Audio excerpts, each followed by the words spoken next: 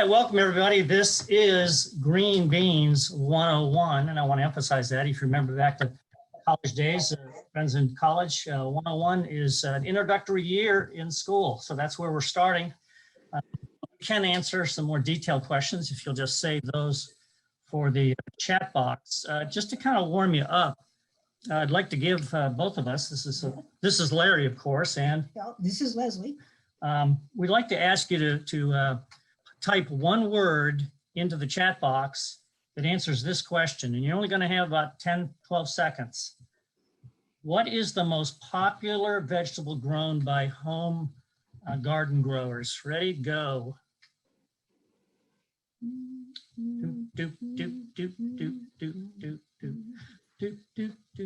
Oh, I see the numbers jumping up. Okay. Okay, stop. If you typed in a word that starts with T and ends with S and sounds like tomatoes, pat yourself on the back. So we're not talking about tomatoes today. What is the easier plant to grow in your garden? Well, of course, green beans. Surprise. So just to be clear, we're discussing green bean pods, not the individual beans inside that are extracted from the pods used for things like making chili or baked beans. So with that as a start. Not that we don't like baked beans. No. There are, of course, lots of options between both pole beans. Oops. Okay, well, we got to go forward here. I'm not going forward, so let's. There we go. Yay. So, like I said, there are lots of green beans in the world. This list, we're not going to go through these, so we don't want to scare you, is that we compiled for green beans, that types of green beans, both pole and bush, which we'll get into a lot more detail here in a few minutes, for the Delaware, the greater Delaware area. So if you're out in California right now, some of these may not work too well. So just take a quick look at those and remind you here, you don't need to scramble and write those down because this is being recorded and you can go back and relook the entire PowerPoint. the point is, though, that these were ones that we found in a local seed store, not one of the big boxes, local seed store. So there are varieties that will do well in Delaware. All right, here's that little number. So let's start off talking about pole beans for a second. Pole beans, gee, they call them pole beans because people grow them on poles. It is a vining bean, so it's going to have a lot of runners on it, kind of like winter squash. It's usually grown vertically, as you can see in these pictures, but can be trained along a more horizontal structure. So if you've ever seen grapes growing, you can grow it that way, maybe along a fence or something like that, somewhat like what some people do with peas. Now let's just look at these three pictures real quickly. The one on the left is a screenshot from our friend the internet, and they're bamboo, thin bamboo poles. So you don't need something extremely sturdy because it's not going to be that heavy. The one in the middle is the one that Leslie and I are going to experiment with this year. During the winter when things got slow, I built a couple of not trellis, but the teepees, I'll call them. And we're going to be putting those out here now in the next week or so. We put our bush beans in the other day. The one in the upper right, that's Leslie. No, just kidding. It's not Leslie. She's not that dumb. I don't even know who this person is, but I'm kind of wondering, this is a good example of don't try this at home. This person is actually not even on his step ladder. He's up on top of some other structure. I hope he doesn't weigh a whole lot. But that's kind of scary. So probably want to stay away from that one. So let's talk about then bush beans. Bush beans are normally grown in rows like you see it here, but they also can be grouped in a square, like a square foot garden, or they can be grown in pots. Just don't try to get too many plants in the same pot because they'll need some room for air and to grow. And I'm noticing in that picture that there look like two plants in there. Yeah, I thought. Yeah. So it depends on the kind of pot. We didn't show a picture of it, but I was thinking the other day, you can get these long trays and put potting soil in them too. So you could get like 4 or 5 plants in there. As long as they get deep enough. Yeah. Because you need some room for roots. Yeah. Bush beans, love them. Well, just like in life, you need to make some decisions. So gardeners got to make decisions every day. It's just depressing sometimes. Like most gardening, we need to make those decisions, sometimes on a daily basis, sometimes pretty far in advance. So let's go through a few of these. Why grow beans? Well, they're a nice fresh table vegetable. They have really quite a bit of nutritional value to them. Fresh beans for eating, always good for you, whether they're raw or you're cooking them. Or you can use the beans for drying and for making soups, which we're not going to talk about. Yeah, But those are where those beans come from, inside those pods. And then starting from seeds by planting indoors. Green beans are not one of those vegetables that has been very successful. We don't recommend it. Most people don't try it that way. Beans, like a number of other vegetables, are sensitive roots, and they don't transplant well either. So starting from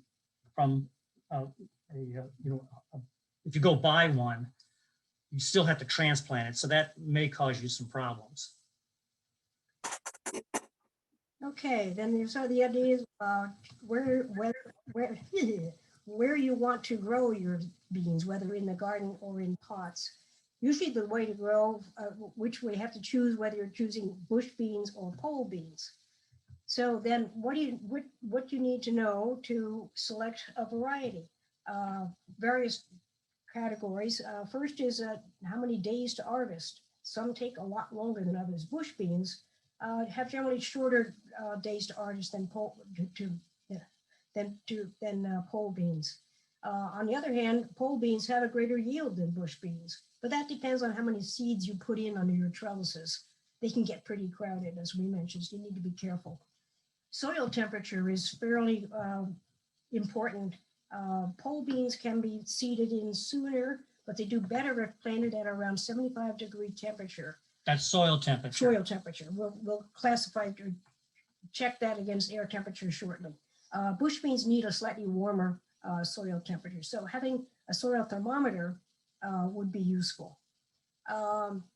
We're calling these green beans for obvious reasons, but there are also some beans that are purple or yellow beans, which otherwise known as wax beans. The old wax beans. My mom used to make those. Shell beans often have multiple colored beans inside.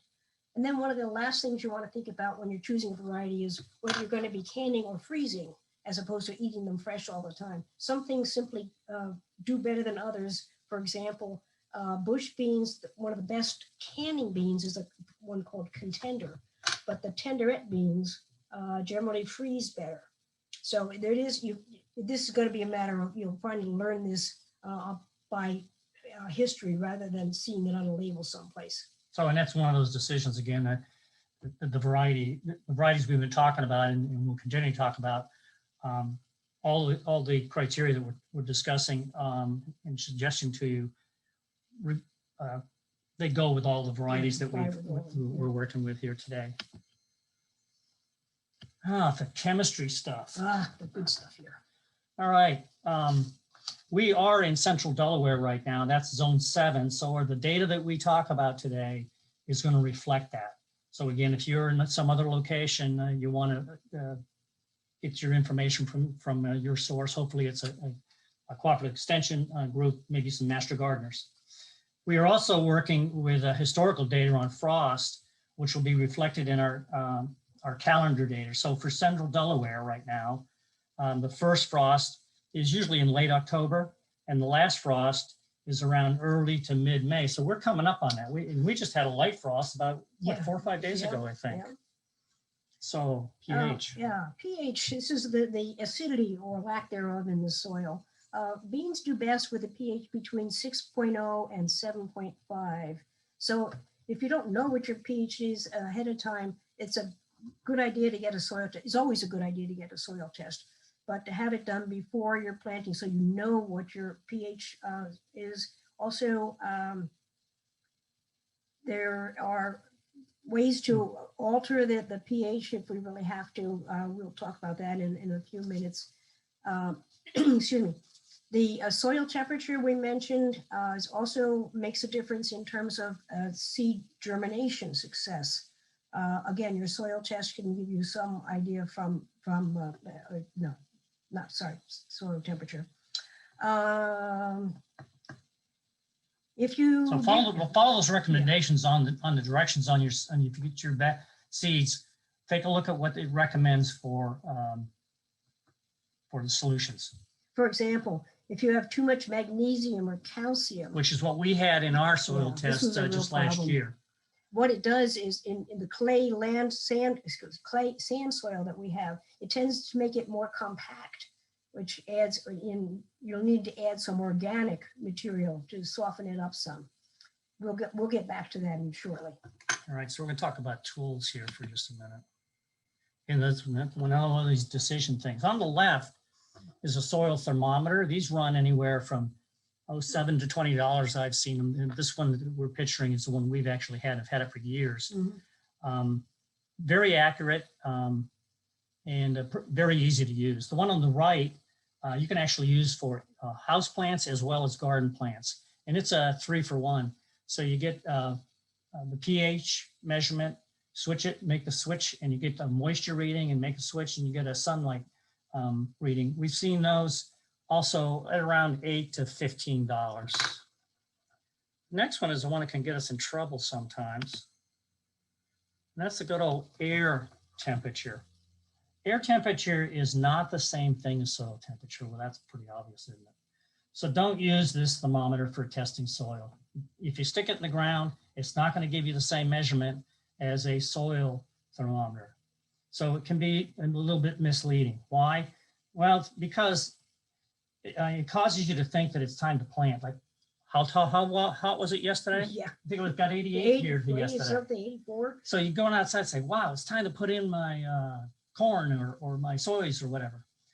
So just because the air temperature is 60 degrees out for the next week on the forecast, it doesn't mean that it's time to plant.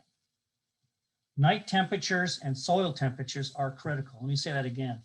Night temperatures and soil temperatures are critical ones to follow, along with knowing the germination temperature of your seeds you plan on planting. And that's not going to be on a lot of seed packets. So that's something you're going to need to do a little research. That air thermometer costs you $5 if you don't have one. So other necessary items with growing our beans are obviously water and light.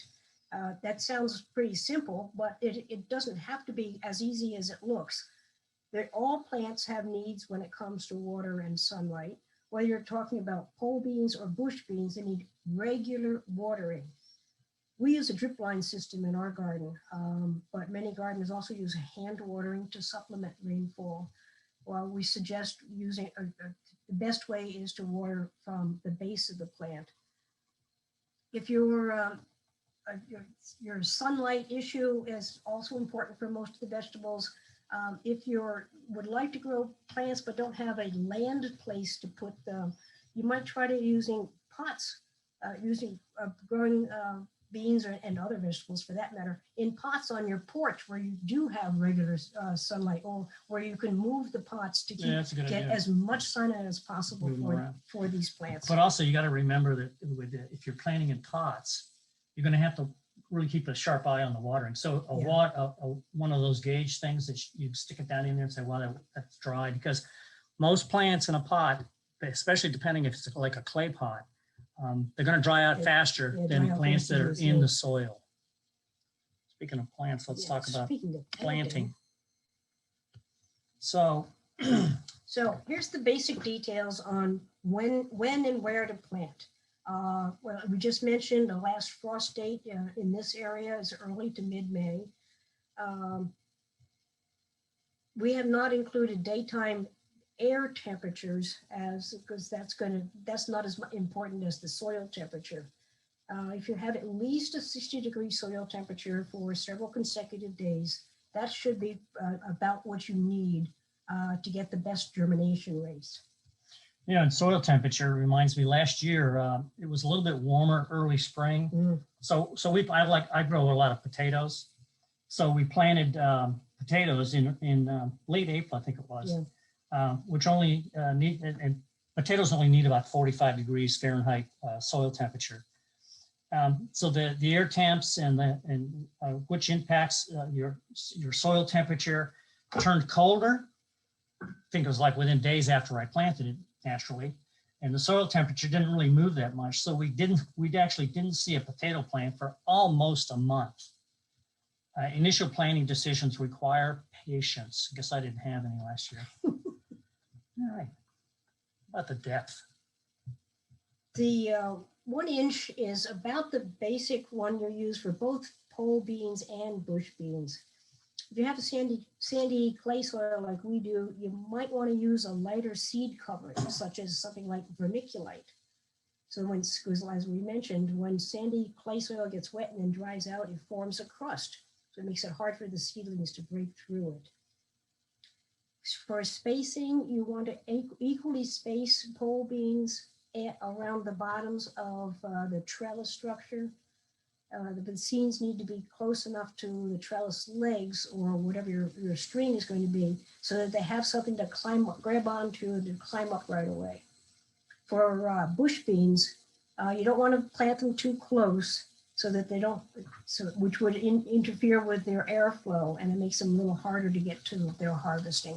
Sequential planting. This is something that Leslie and I are really going to take on more seriously in our garden this year. And if you haven't heard about it, this is really to allow anybody who's growing plants, vegetables, to have a longer growing season or to get more of those particular vegetables onto the table. So mainly this is the sequential planting here is going to mainly apply to bush beans. Yeah. So if you rely on just one planting and you pick until the plant is spent, you'll be eating a fair amount of tough beans the last probably 2 or 3 weeks of your plantings. Last week. So you really we're recommending you plan for some garden space to have several harvests. So basically, it's no more rocket science than picking a row or a square foot or however you do your gardening for your beans. Plant those, wait a couple weeks, maybe 3, plant some more, because the best beans are the first 2 to maybe 3 weeks once they start producing, and then they start getting a little chewy.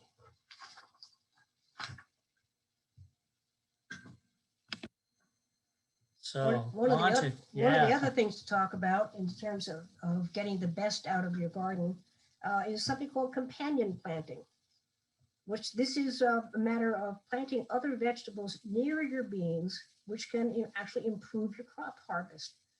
Almost all vegetables have a beneficial veggie that will help increase the soil nutrients, chase away pests, or maybe even get the most out of your garden. It's an organic approach that is a healthy approach to your garden as well. It's kind of like testing your soil. You're able to optimize the soil's contribution to your garden's production. And you also, in companion planting, want to be aware of plants that don't get along too well. So let me first talk about the illustration on the right-hand side.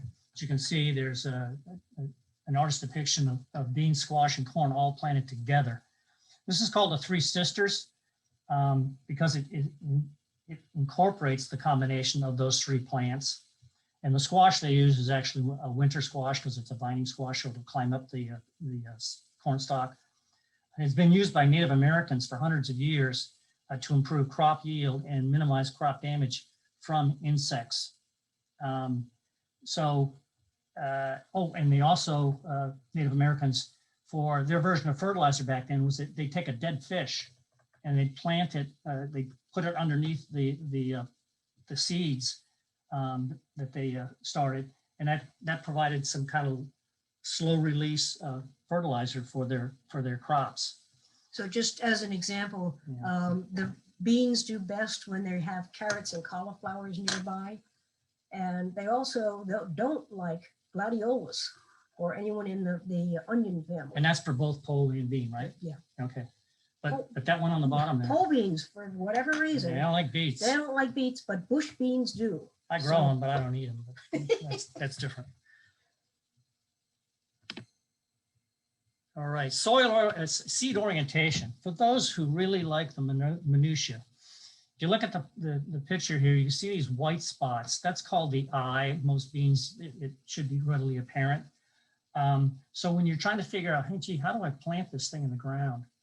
Plant it with the eye facing down because that's where the root comes out of. Now, if I'm telling you this and you said, oh, I just planted mine 2 days ago, it's still going to likely germinate. It's just going to take that starter root a little longer because it's going to have to go like, probably 270 degrees instead of straight down. But that's the minutia on how you plant your green beans, whether they're pole or bean or bush, excuse me.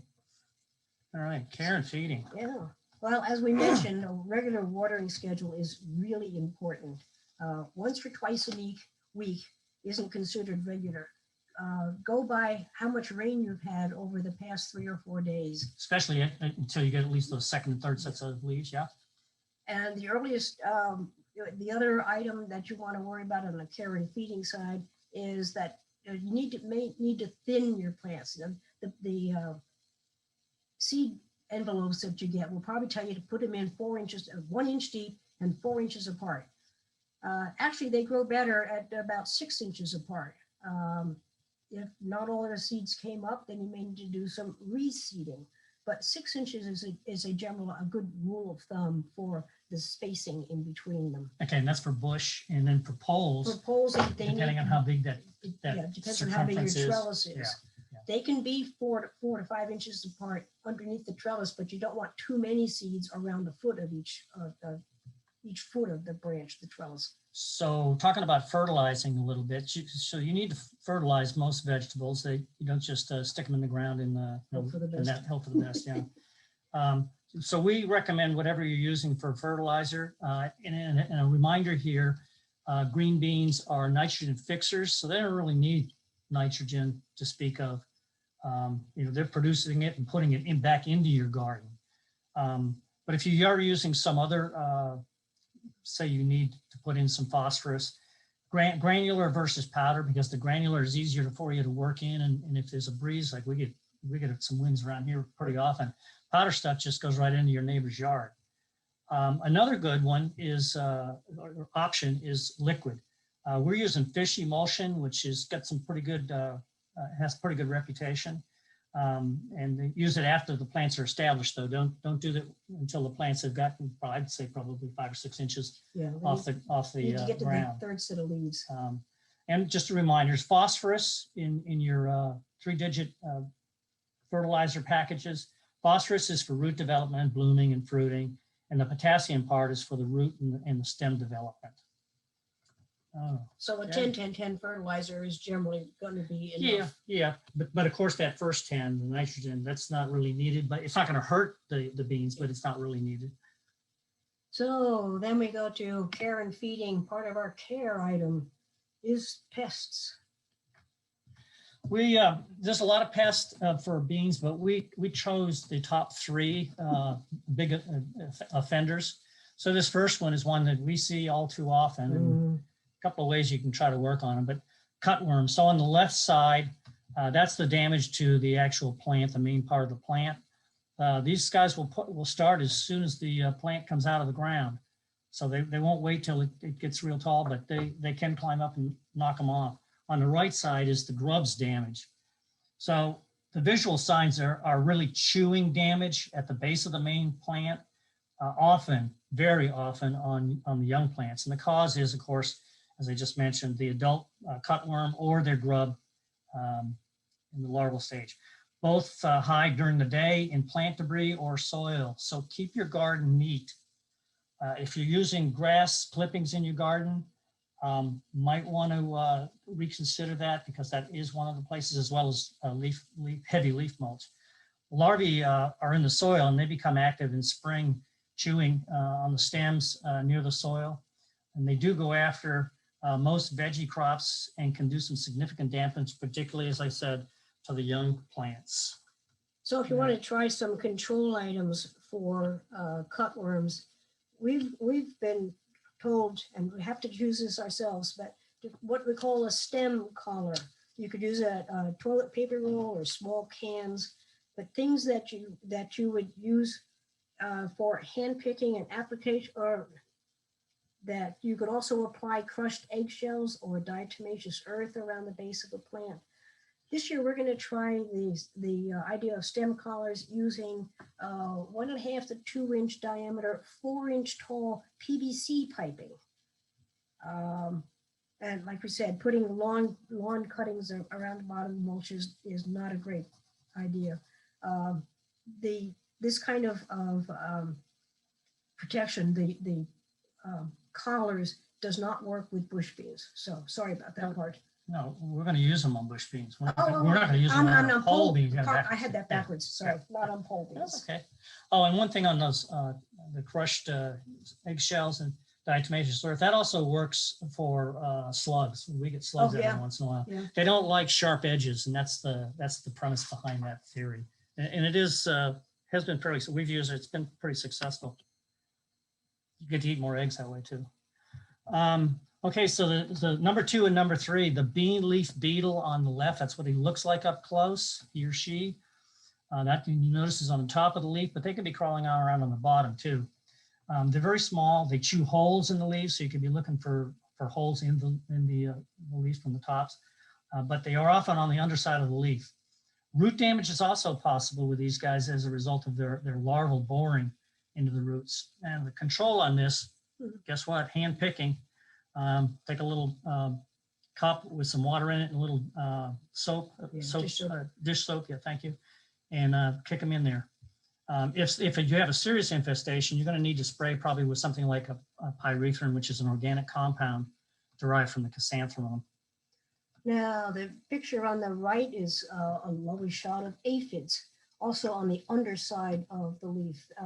They can, since you don't look underneath very often, what you may find, though, is a yellowing on the leaves, which would be a hint that aphids could be an issue for you. Yeah, but on top of the leaf, on the top side. The top of the leaf has yellow spots. Control on this case, if you can get a hose out to your garden, you can spray the bottom sides of the leaves to dislodge them. If there is an outbreak of aphids, you can also try spraying with insecticidal soap, or once again, pyrethrin. Okay, that's pest number 1, 2, and 3. Look out for them. There we go. Here's the top 4 diseases. So on the left, pretty noticeable, kind of hard to miss. Top side of the leaf, and if you turn it over, you're going to see something pretty similar. It's caused by a fungus. It's browning spots on the leaf surface. Causes are hot, humid weather. That's coming. Had some yesterday around here. Watering from the overhead, as Leslie mentioned earlier, you should water any plants that you can at the root base, right there at the base of the stalk of the plant. And then also poor draining. If you have soil that drains poorly, you need to be on the lookout for the development of fungus. The control is avoiding watering the leaves directly. And then excess watering of the soil. If you're putting too much soil in and it's not draining off, then you may end up getting that. Beans like warm weather, and they like well-drained soil. You can also spray with a fungicide, commercial fungicides. The picture on the right shows the damage that you can get from anthracnose.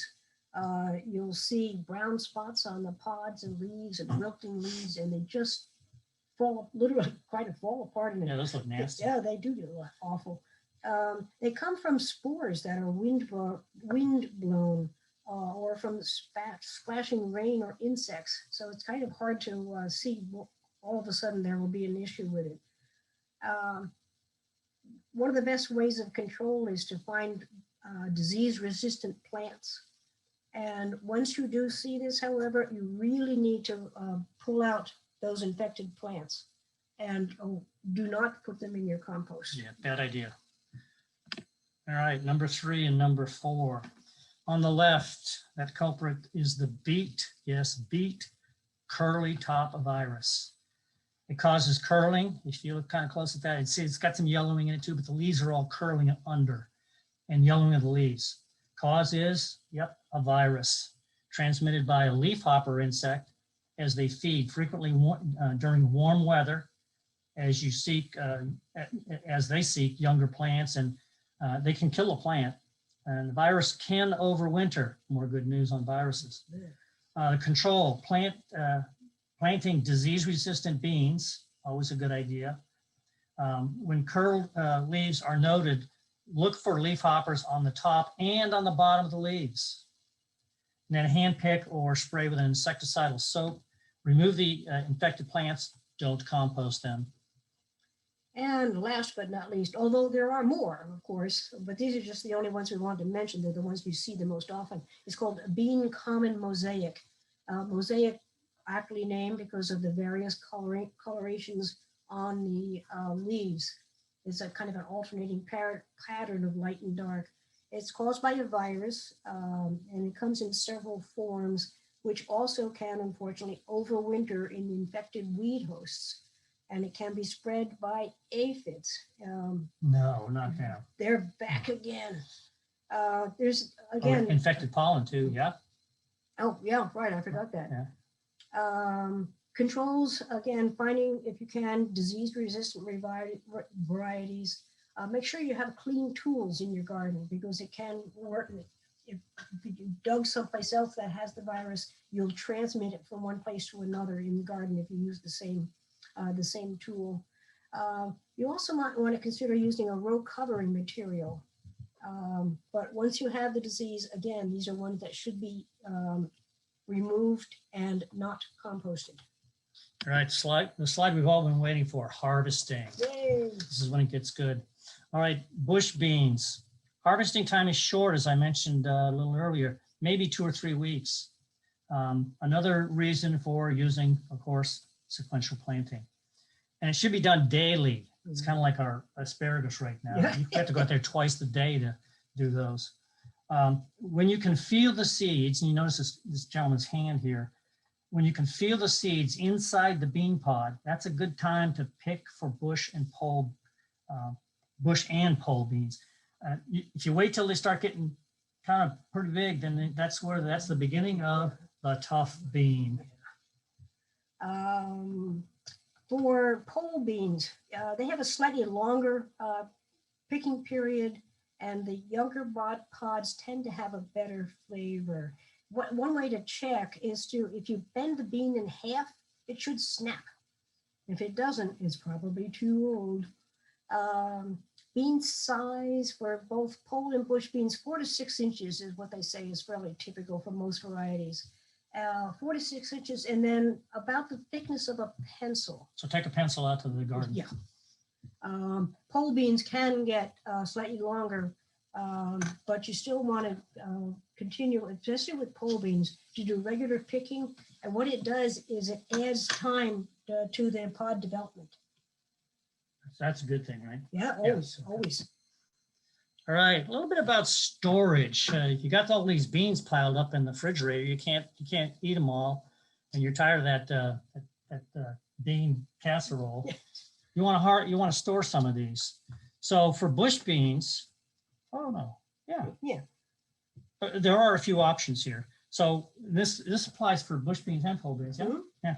So when both for freezing and for canning, once you either thaw or open the jar, you're going to find obviously that the bean texture is going to be a little softer than the fresh bean. So that may drive, how you're going to prepare those, how you're going to eat them.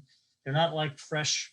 Yeah, they just won't be quite as firm as a fresh bean. Nonetheless, if you have too many and you want to have them for during the winter, this is the time to think about canning and freezing. For freezing, you really need to blanch them for a minute or two first, and then run a cold water over it really quick. That's kind of like what you do with an egg. So for hard-boiled eggs. Yeah. Then when you put them in the plastic bag, freezer bags, swish as much air out of it as possible. Yeah. Canning takes a little while longer, but it'll give you a chance to have something that you can put on the storage on your pantry shelves rather than having to find room in your freezer for it. The important thing with canning is you really need to make sure that you have sterilized equipment.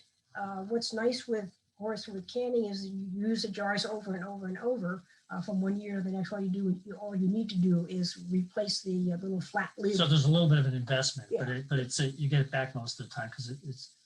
I mean, you've only had to buy those little replacement lid pieces. so Yeah, it's they pretty minor. come in little Yeah, and they can packages. of stay. 12. They can stay for quite a while. Yeah. Oh, yeah. Theoretically, they could stay forever. We usually date the Yeah. top of the can so that you eat them within a year if you possibly Yeah, can. that's a good idea. I don't think ours last that long. No. Okay, so after storage, resources. So that's where we're closing in on those questions. So if you have one, if you're thinking about it, you haven't put it in the chat room, please try to do that right now while I ramble on here. The resources on the left are two books. They're actually like big workbooks. We've used them for at least a decade. There's ages. newer editions than the ones we have sitting here next to us, but both of them, the Smith one and the Bradley one, are both in the Delaware library system. So you can actually check them out. And you don't have to get it from the library that's nearest to your town. You can get it anywhere in the system and they'll send it to you. Over on the right-hand side, just a reminder, that's the helpline for Kent County, Delaware, not for the entire world, just Kent County, but all Master Gardener County organizations have their own helplines. That's also Kent County's Facebook address, as well as our email. And I always like to stump for the internet. If you got a decent browser, and I use one that doesn't have a G, and the ones that I use work really well. And if you phrase your question or your one or two words correctly, you'll come up with some really good answers. My only caution is I recommend that you use the sources that come up on your search that have .edu on the end of them, which means a cooperative extension group from someplace in the country is trying to help you. And then you just have to sort out okay, is this one from the Michigan State work for me in Maine? Yeah, the climate issues make a difference. So so- be careful where your source is. So as opposed to a commercial one, which sometimes they give the information, it might be largely correct, but it might also be trying to sell you something. So with that, we are about ready to go. If Verna, if you're going to do the chat room, I'm going to go to the question and answer page. Okay, yes, I have some questions here and I can read them from the chat for you. Okay. How deep should the container be for growing bush beans? Excellent job. Yeah. The roots aren't real deep on bush beans. You know, you could use probably maybe a 3-gallon. 3 might be a little, well, it depends. If you're doing one plant, I Well- think I'd probably just use a 1 gallon. So but the question is a For the distance. depth. I'd say a minimum, what do you think, 6? 6 to 8 inches. And also, how deep would you plant the seeds? I'm just asking that myself, just. Oh, you- They still need to go in just the Yeah, 1 same. inch. Okay, 1 inch deep. okay. Let's see, On the down. next. Do you need to soak seeds before planting? No, You know, that's a good question. For beans, you don't. For pole and bush beans, one plant that comes to mind, which is not a friend of the green beans, as we said, is the beet. yeah. Beets, if you've never grown beets, that little thing looks like a miniature. Rock. Yeah, it does, like something from Mars. It's very hard, and they recommend you soak those for a day to soften them up and going, but not for beans. No, beans are fine as is. The next question is, where do you get those digital thermometers, the 3-in-1 type? I think I bought that, geez, I've had it 5 or 6 years. We've had it I'm quite a pretty while. sure there's a number of places you can find them besides being online. I'm pretty sure we bought it at a big box. But there's also places like our famous seed store in Kent County. I don't know, can I say their name? We don't recommend, we don't recommend anything. I want to give that Specific. disclosure. Master Gardens, we don't recommend, but Leslie and I have used a well-established seed company in Kent County, and it's called Clark Seeds. And he sells stuff like that along with Yeah. like the big boxes do. All the nurseries sell them, but we found them most cost affordable at the big boxes. Okay, the next question is about how much water in inches per week should you water? Ooh, Hmm. I don't know that I've ever seen an actual I graphic haven't for tried that. inch. I would recommend in terms of trying to measure, because I don't measure my drip line. I do it by time. And so my drip line, I go out and I start it for the whole garden. And it depends a lot on how hot it's going to be that day, Yeah. or if there's been any rain within the last 2 days. So you have to have some other variables in there. But I want to have a moist growing area, especially if the seeds have not germinated yet. So you want to keep them moist but not wet. That's so I can't give you an exact like lawns. The recommendation for tall fescue lawns is 1 inch a week, An inch a not week. all at once. 1 inch spread out over a 7-day period. But Yeah. for vegetable gardens, especially if the plant hasn't come out of the ground, because once it comes out of the ground, it doesn't need as much watering. It doesn't need. I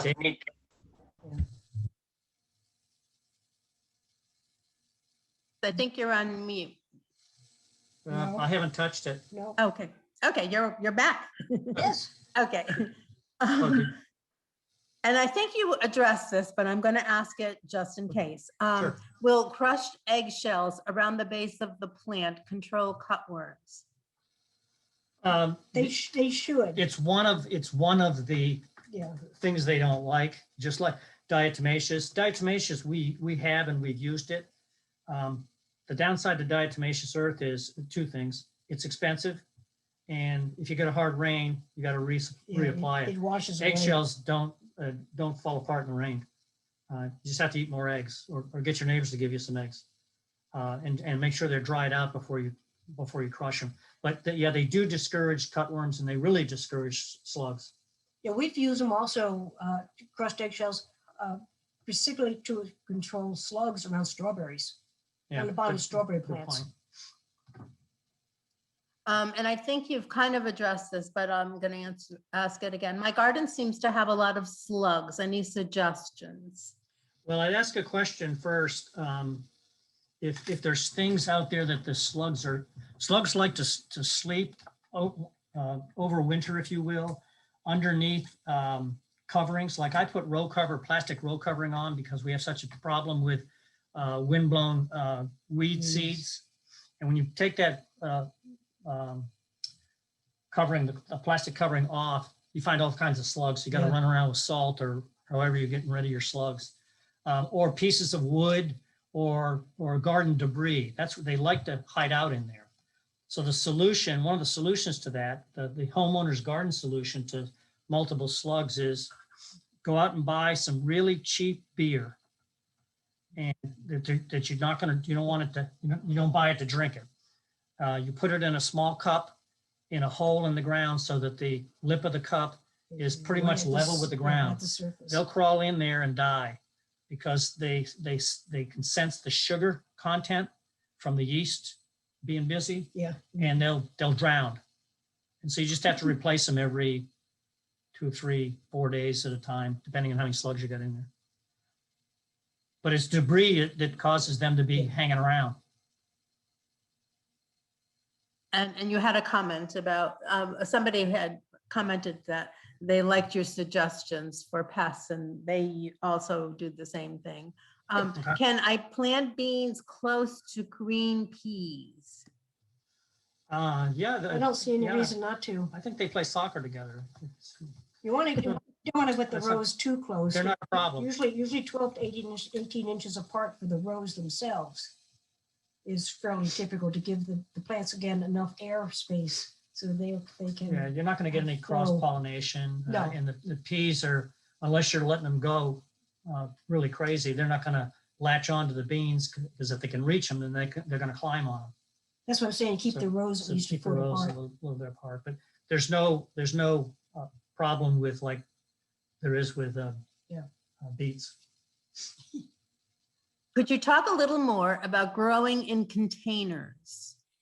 Sure. Well, a couple of things to think about is the kind of soil that you've got in the container. You want a container that has a drain hole in the bottom of Yep. it so that the water doesn't accumulate in case you do accidentally, of course, overwater. That But you the- should the have that- water has a place to go out, and then Should put have a little a tray or something. drain tray underneath it, Yeah. so you don't ruin your deck.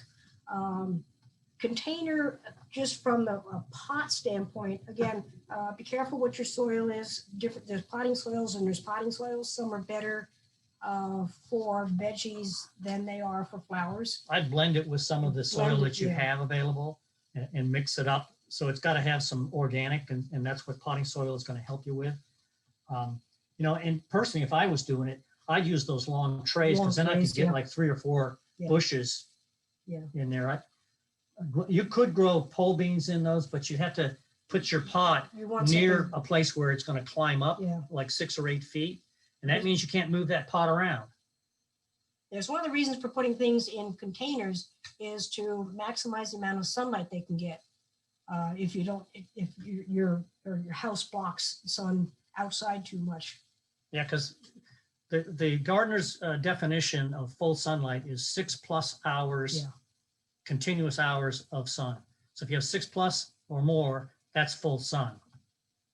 And that's what you want for beans. You want to get them out there as much as possible. So if you like have a little patio garden that you want to do, but it only gets morning sun, which is kind of what I call soft sun, it's not going to give you as much of that sunlight, that UV that the plant needs. And you're going to have to move it out to the other side of the house, hopefully, to have a location where you can get more of that sun.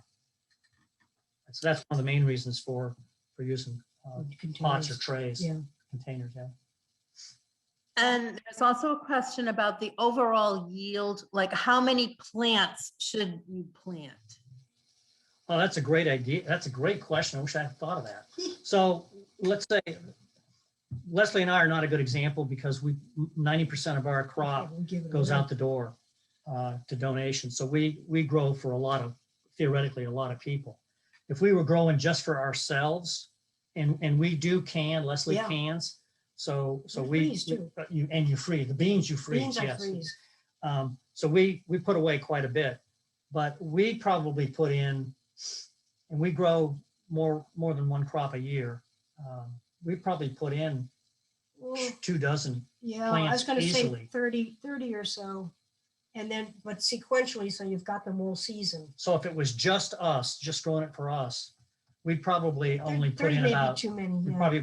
would probably only do a dozen, Yeah, because once the beans get going, they're pretty prolific. It's Yeah. just that they don't give you a tasty bean for the whole time that it's making beans.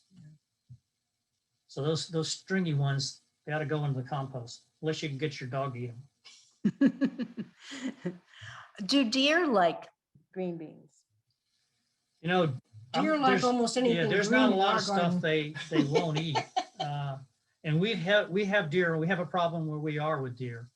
But I can't honestly say that they've I don't eaten, remember them eating beans. beans. and I think probably one of the reasons is they don't like rough leaves. Now, beans don't have leaves like say lamb's ear, Yeah. but it's not a smooth leaf. Like the deer go after our peas. Peas are nice and smooth, the leaves. So they'll munch on that and the stems. Beans, not so much, because they're a little bit, Yeah, it's a they're tougher. tougher leaf. So I'd say you probably don't have, but if you think you do, then you should try to consider putting out, some, Cilantro. yeah, we're gonna grow cilantro Plant cilantro. and lavender, because deer don't keep the like deer away. smell. They don't like smelly stuff. How far apart should you plant the rows for bush beans? Still 6 inches or more? The rows, the Yeah. rows should be 12 to 18 inches apart. The individual plants in the row can be 6 inches apart. 6 to 8, I'd Yeah. say. But it depends on your real estate. If you don't have a lot of real estate and you absolutely have to have a road to walk on, then I would take it down to as narrow as a foot.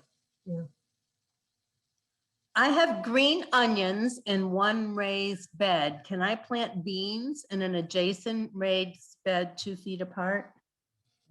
Hmm. They're not a friend of It- onions. Yeah, they're not a friend of onions, but I think it may be something that transmits in the soil because the onion is a soil plant. I mean, it's underground rather than growing up above mostly. If you can, I would move Yeah. one to the other, get them a little bit further apart. Yeah, I'd keep them apart, And just in case. Just a note on companion plants. You can go search on this phrase companion plants, and you can get 3 different definitions and put in.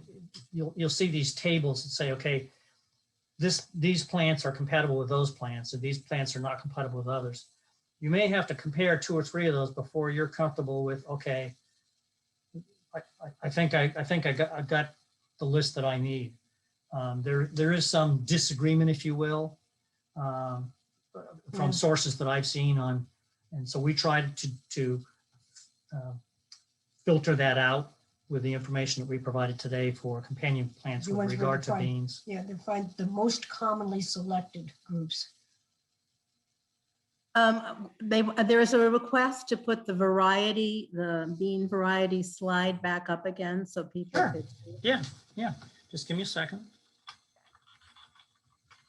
And we also have a question about coffee grounds. Should you mix that in the soil? Is it like fertilizer? We're coffee drinkers, and our used coffee grounds go into our compost every time. We don't put it right in the garden. So it gets indirectly, it gets there.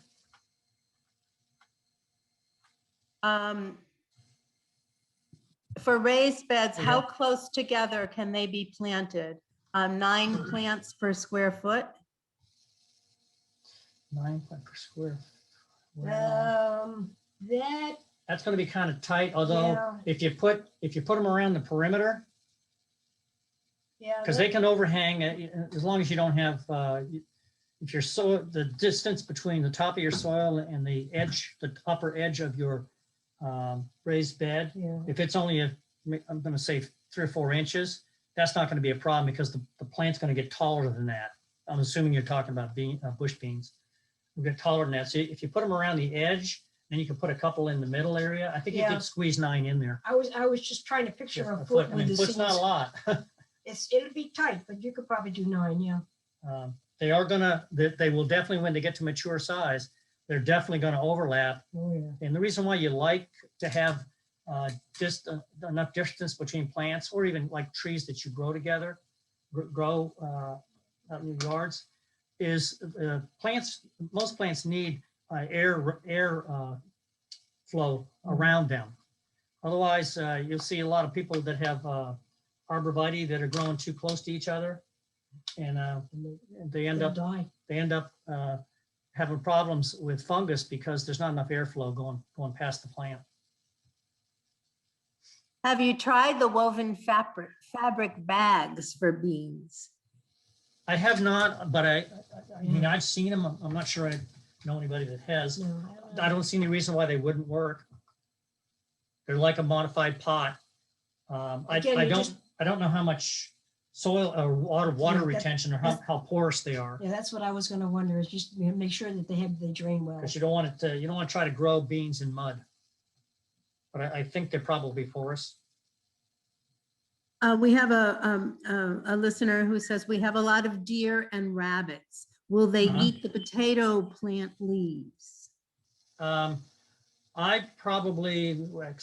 We probably plant 50 to 70 potato Potatoes. plants every year. Yeah. I've never seen any damage from a deer.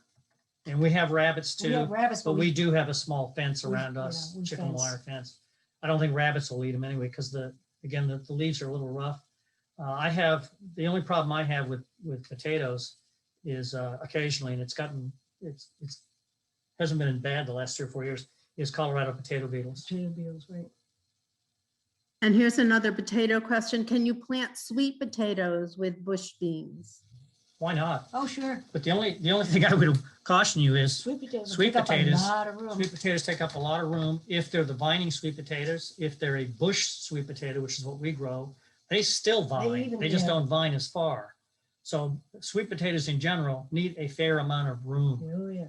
So if you theoretically put a row of bush beans in position A and you planted the slips for the sweet potatoes, say 18 inches away, Yeah, that's but gonna be- once that sweet potato gets going, it's like hitting the accelerator and doing 80 miles an hour. That vine will be over to those bush beans in a month. Your only positive part of that But the is beans may be the gone by beans- then. Yeah, the beans will be past their season by the time Yeah, the sweet potatoes Because are sweet going. potatoes, they're a warm, they need like They're 90 late. degree, no, they need warm soil temperature. Yeah, late So season. your bean crop may be harvested by then. There's a question about what does blanching do to the bean? It's you put the beans in a pot with a small amount of water and boil the water just briefly for about a minute or so. It kind of puts what should I say, a stop growth so that they're gonna taste like fresh beans almost like fresh beans. But that's also why you need to rinse it right away in cold water. Yeah, shocking. So it stops the cooking. It kind of pre-cooks them so that when you take them out of the freezer, all you have to do is heat them up. You don't have to cook them Yeah, again. it's not, Do you use straw as a mulch? no, No. we've used it as a, on our walkways. We use it a Mhm. lot for covering strawberries in the covered winter, strawberries. so we don't use it for mulch. Are marigolds okay to plant near beans? Marigolds Sure, yeah. are good almost anywhere in Yeah, the garden. yeah. We always have them there. Yeah, especially French marigolds. French marigolds, not American. Any special tips for pole and bush lima beans? We have a separate one coming for lima beans. Yeah. We have a separate one coming up, and on the Couple tip, of I'll weeks. tip my tongue. I can't tell you exactly when it is, but it's soon. It's in the list. Maybe Debbie can help us with that, or Megan. But I've never grown lima beans. I know they're very popular in Delaware. Oh, yeah.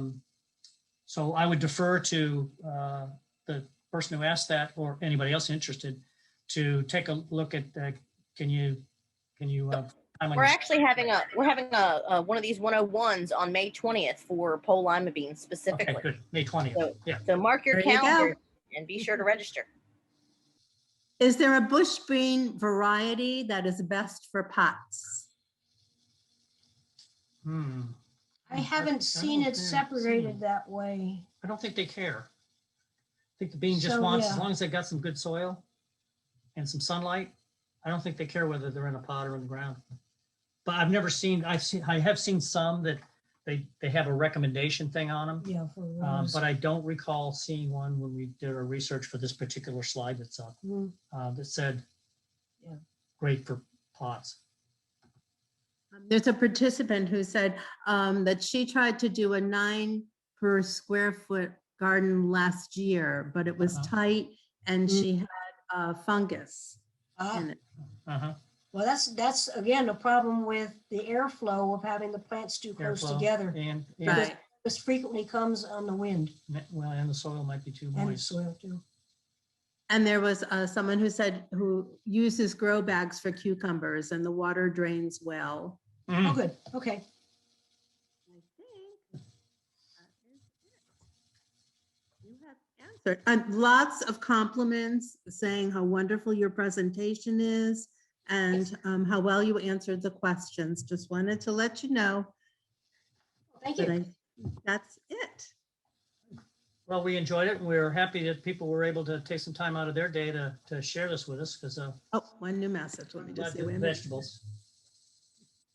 Got more compliments. Oh, in your slide, Blue Lake variety in pole and bush, how do you know which one in which variety? Which one is Nope. which variety? It'll say on the, You'll, if you go to somebody like a seed store, if you go to a big box I'm not sure you're going to be able to tell unless it says, it usually, the ones that we've seen in the seed tray areas in the big boxes, they usually say pole bean or bush bean. In the groups, yeah. They won't say just green bean.